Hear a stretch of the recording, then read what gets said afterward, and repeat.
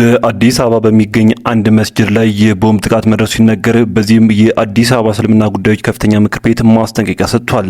ጥቃቱ የደረሰበት መስጂድ እንዲሁም የምክር ቤቱን ማስጠንቀቂያ ይዘመተናል። በቆይታችን በስፋት የምታደምጡት ይሆናል። በአማራ ክልል መዲና በሆነችው የባህር ዳር ከተማ ዙሪያውን ዛሬ አዳሩን ከፍተኛ ውጊያ መካሄዱ ሲሰማም፣ በተለይም ይህ ከኤርፖርት አካባቢ የተካሄደው ውጊያም ለእናቱ አረጋ ከበደ ከባድ ራስ ምታት እንደሆነባቸው ነው የተነገረው። በባህር ዳር ኤርፖርት ዙሪያም አሁንም ተኩሱ እንደቀጠለ ነው ተብሏል። በትናንትናው ዕለት ተመስገን ጥሩነህ ወደ ባህር ዳር ያቀና መሆኑ ሲታወቅ፣ ይህም በኤርፖርቱ ዙሪያ ያለው ተኩስም ከሱ ጋር ተይዞ ሳይሆን እንዳልቀረ ነው ምንጮች የገለጹት። ተጨማሪ መረጃ አለን፣ በዝርዝር ትሰሙታላችሁ። ይህ በእንዲህ እንዳለ ከሰሞኑ በጎጃም በሁሉም አካባቢዎች ጥቃቶች እንደነበሩ የተገለጸ ሲሆን በጃዊ ዳንግላም፣ ደጋዳሞት እንዲሁም በደብረ ማርቆስ ከተማና አካባቢው በአገዙ ኃይል ላይ የደፈጣ ጥቃቶች ተከፍተው ከባድ የተባለ ሰብአዊና ቁሳዊ ጉዳት መድረሱ ተነግሯል። ይህም በስፋት የምንመለከተው ሌላኛው መረጃችን ነው። ሰላም ጤና ይስጥልን ውድ የፍካት ዴሊ ኒውስ ቤተሰቦች እንደምን ቆያችሁ? እነሆ ከተለያዩ ታማኝ መረጃ ምንጮች የደረሱንን ዜናዎች ማቅረብ ጀምረናል። በቆይታችንም እነዚህን ያስተዋወቅናችሁ ዜናዎች እንዲሁም ሌሎች መረጃዎችን በስፋት ወደ እናንተ እናደርሳለን። እናንተም ለቻናሉ አዲስ ከሆናችሁ ሰብስክራይብ እንዲሁም ቪዲዮ ላይክና ሼር እንድታደርጉ በትህትና እየጠየቅን ወደ ዝርዝር መረጃዎች አለፈን። አብራችሁን ቆዩም። በአማራ ክልል የሚደረጉ የእጅ በእጅና የደፈጣ ጥቃቶች አሁንም ተባብሰው ቀጥለዋል። ዛሬ አዳሩንም ከባህር ዳር ከተማ በቅርብ ርቀት በሜጫ ወረዳ ገርቂች ተብሎ በሚጠራው ከተማ ላይ የአገዛዙ ጦር ከባድ ኪሳራ እንደደረሰበት ተሰምቷል።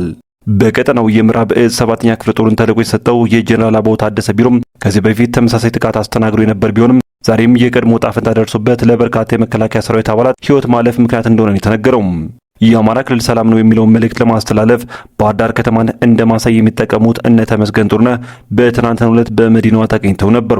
ሆኖም በትናንትናው ዕለት እነ ተመስገን ጥሩነህና አረጋ ከበደም ለጉብኝት በሄዱበት አንድ አካባቢ ፋኖዎች ባደረሱ ጥቃት ተመልሰው ወደ ማጎሪያቸው እንዲገቡ መገደዳቸውን የተገለጸው።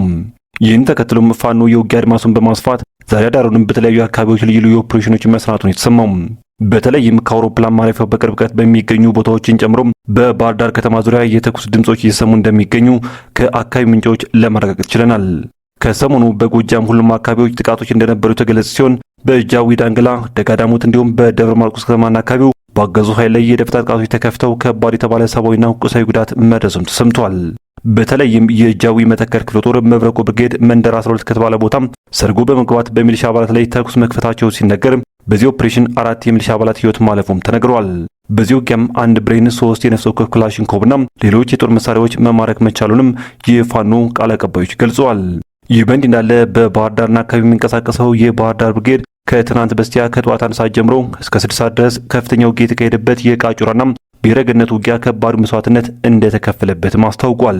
በዚህ የፊት ለፊት ውጊያም የብልጽግናው አገዛዝ ሰራዊት ለ7 ወራት ሰፍሮበት የነበረው ወታደራዊ ካምፕ ማስለቀቅ ሲቻል አገዛዙ ሲመካባቸው የነበሩ ምሽጎችም ተሰባብረዋል የተባለው። ይህ በእንዲህ እንዳለ በምዕራብ ጎጃም ዞን ጎሚራ ኮሪ ተብሎ በሚጠራው አካባቢ የሚንቀሳቀሰው የወለጋ ፋኖ ደግሞ ከጠዋት እስከ ቀትር ድረስ በከፍተው ውጊያ ከባድ ጥቃት በአገዛዙ ጦር ላይ ማድረሱን አስታውቋል። በራስ ብትወደድ አቲከም ክፍለ ጦርና በወንበርማ ብርጌድ በጥምረት ተከፍቷል የተባለው ይህ ውጊያም 7 ሰዓታትን የፈጀ ሲሆን በዚህም ከ50 በላይ ያገዙ ኃይል አባላት እስከ ወዲያኛው መሸኘታቸውን የተነገረው። በተመሳሳይ ከ10 በላይ የሚሆኑ አባላትን እየተማረኩበትና በቂ የሚባል የጦር መሳሪያ ገቢ የተደረገበት ነው ሲሉም የአማራ ፋኖ በጎጃም በማስታወቅ ድሉም እጅግ አመርቂ ነበር ብሎታል። በሌላ መረጃችን በአዲስ አበባ ከተማ በሚገኝ አንድ መስጂድ ላይ የቦምብ ጥቃት መድረሱ ሲነገር በዚህም የአዲስ አበባ እስልምና ጉዳዮች ከፍተኛ ምክር ቤት ማስጠንቀቂያ ሰጥቷል። ምክር ቤቱ በመግለጫውም የአዲስ አበባ መጅሊስ ከዚህ በኋላ በመስጂዶች ጉዳይ አይታገስም ብሏል። 1446ኛው ታላቁ የረመዳን ወር መስጂዶች ደምቀውና ተውበው ህዝቡ ሙስሊሙን በተገቢ መንገድ በመቀበል እያስተናገዱ ሲሆን በአብዛኞቹ መስጂዶች ህዝቡ ሙስሊሙ እምነቱ በሚያዘው መሰረት ኢባዳውን እያከናወነ ነው።